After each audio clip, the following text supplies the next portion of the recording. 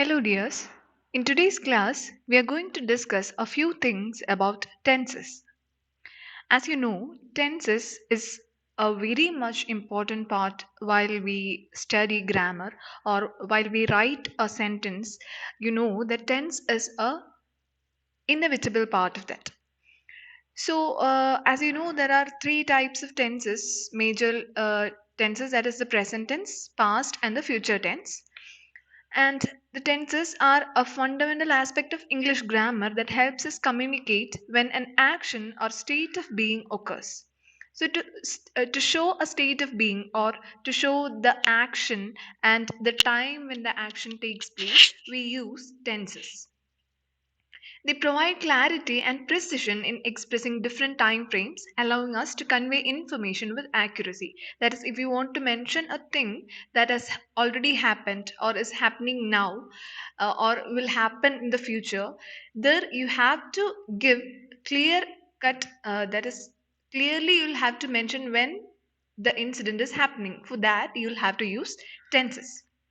So the first one is present simple tense or the simple present tense. The first one is present tense. And this is employed to express routine actions, facts, or general truths. As we have said, simple present tense is used to express our routine actions, our daily actions, or it might be used to express a fact or general truths. For example, I play the piano every Sunday, which is a routine action. So I play the piano every Sunday. As you know, with the subject I, here we use the verb play. And then the piano every Sunday. So the base form of the verb play is used here.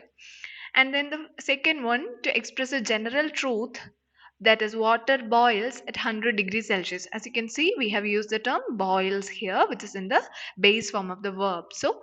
Here we can see the simple present tense.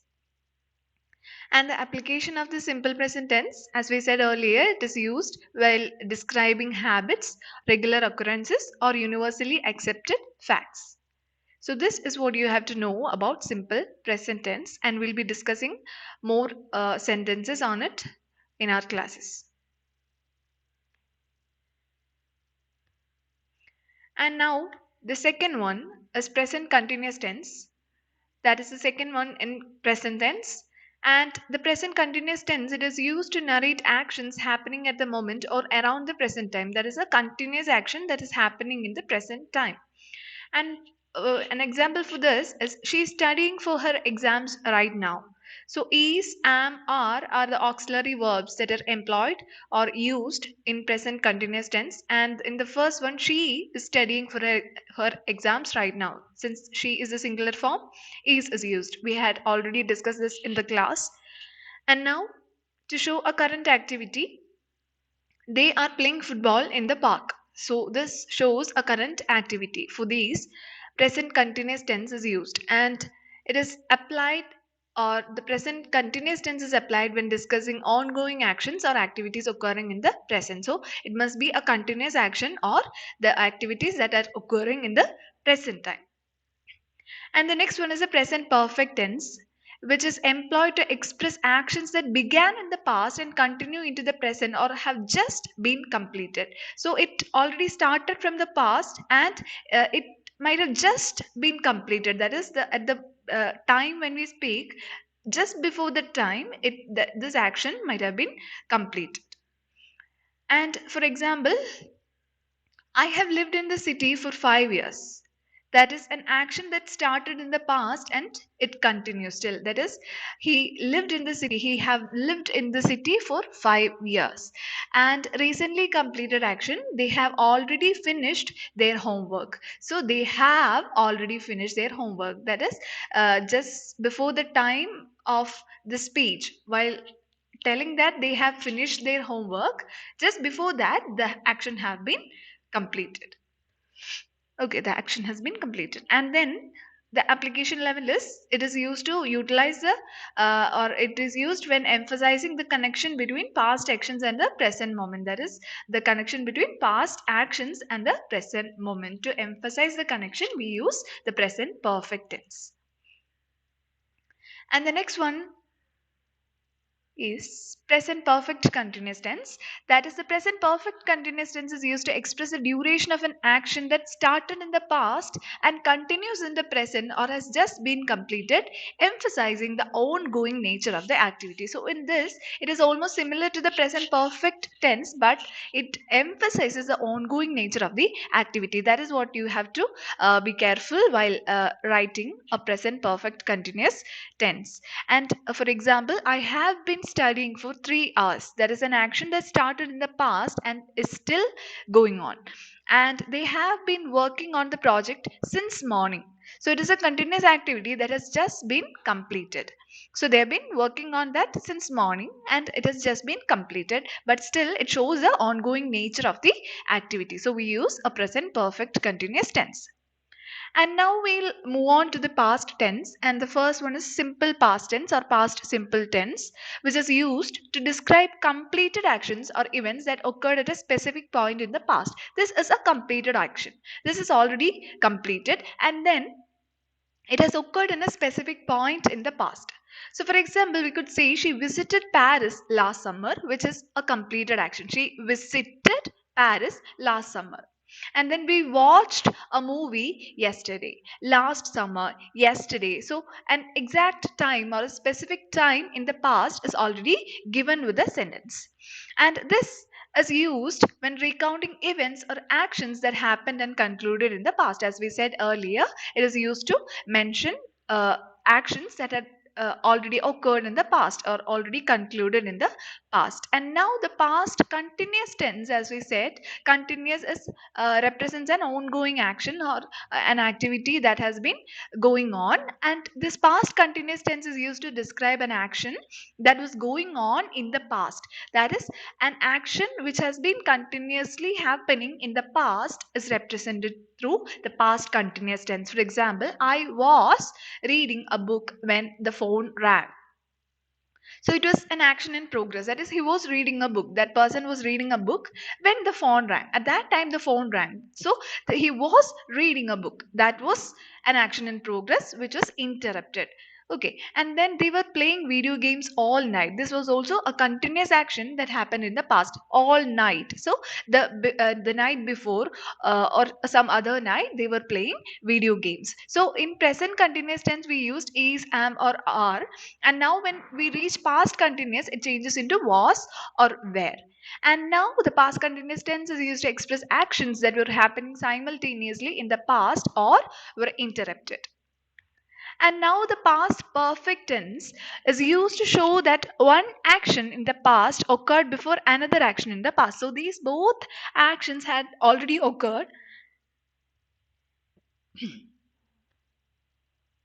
Sorry, these both actions already occurred in the past, and it is used to show that one action occurred before another action in the past. For example, by the time we arrived, they had already left. So they had already left. So this, by the time we arrived, this is in simple present tense. We arrived, and the next part, this had happened earlier. They had already left. So before we arrived, they had left. So one action completed before another. And the next one, she had finished her work before the meeting started. So the meeting started, and before that, she had finished her work. So past action completed before a specific point. So both these actions are already finished. And to express one action that has already been completed before the another one, we use past perfect tense. So it is used to express a sequence of two past actions indicating which happened first. So to indicate the event that happened first, we use the past perfect tense. And the next one is past perfect continuous tense.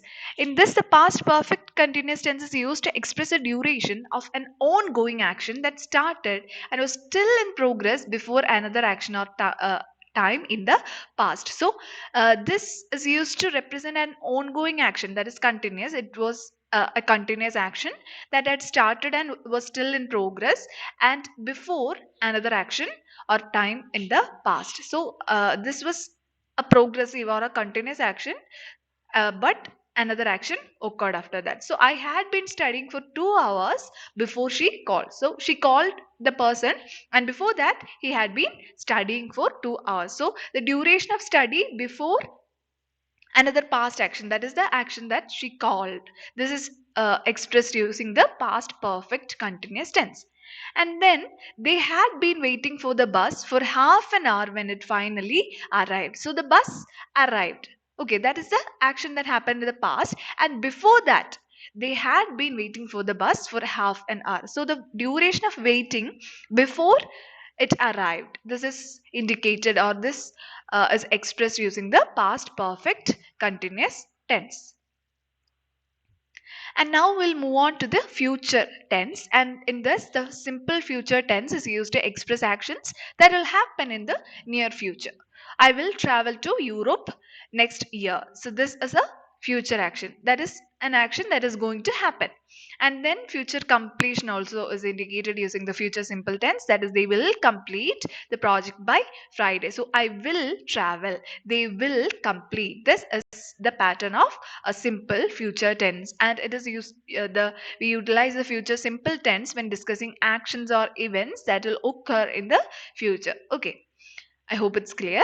And the next one is future continuous tense. The future continuous tense, it is used to describe actions that will be ongoing in the future, that will go on in the future for a time period. Okay, this time tomorrow I will be flying to a tropical island. So this will be an ongoing action that will happen in the future. So I will be flying. So look at the structure.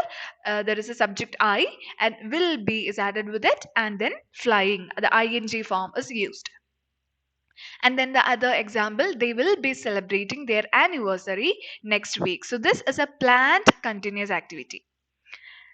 And the next one is a future perfect tense, which is used to express actions that will be completed before a specific point in the future. So that this will be completed before a specific point in the future. For the example, you'll understand clearly when you read the example.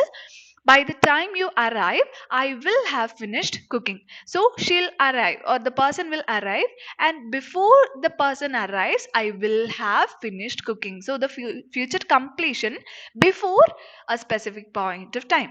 Okay, so I will have finished cooking. And then he will have graduated by the end of the year. The end of the year, so before the end of the year, he would have, or he will have graduated. So it's a future action completed before a specified time. And now the last one, future perfect continuous tense. This is used to express the ongoing duration of an action that will continue up to a certain future point. This we do not usually use in our conversation or our daily conversation, but you'll have to understand the structure of the sentence. And this is used to express the ongoing duration of an action. An action is going to take take place for a period of time, and that it will continue up to a certain future point. For example, by this time next year, I will have been working here for a decade. So it is an ongoing duration leading up to a future point. So see this, I will have been working. So will have been is used, and along with that, ing form of the verb is also used. And the next one, they will have been traveling for 2 days when they reach their destination. So this is also a continuous duration until a specified future time. So they will have been traveling. So these are the examples for the future perfect continuous tense. I hope this is clear. I hope you have got an idea of the basics of tenses. So we'll have more activities related to these in our classes, and I hope you'll come with doubts. So thank you, dears.